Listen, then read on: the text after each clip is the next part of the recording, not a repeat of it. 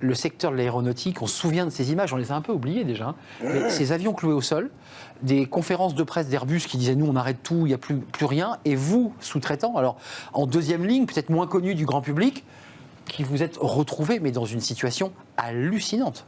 C'est ce qui s'est passé le 17 mars 2020. C'est exactement ce qui s'est passé le 17 mars 2020.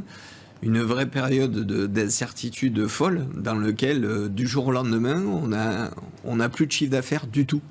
Et on ne connaît pas les perspectives. Et on ne savait pas du tout ce qui allait se passer. Heureusement, la filière est une filière extrêmement soudée. On a très vite communiqué énormément entre nous. Et surtout, le leader de notre filière en France, mais aussi le leader dans le monde, Airbus, nous a vraiment fait l'effort de donner des perspectives, malgré lui-même ses propres incertitudes.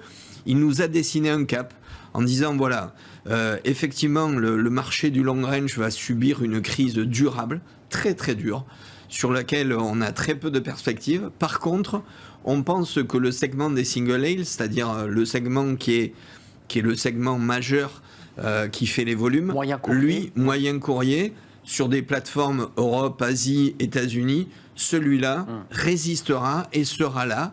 Et on a confiance au futur de l'aviation, de façon générique. Ça fait du bien entendre ça. Et ça a été capital pour, je dirais, pour nos entreprises, pour nos relations avec les partenaires financiers.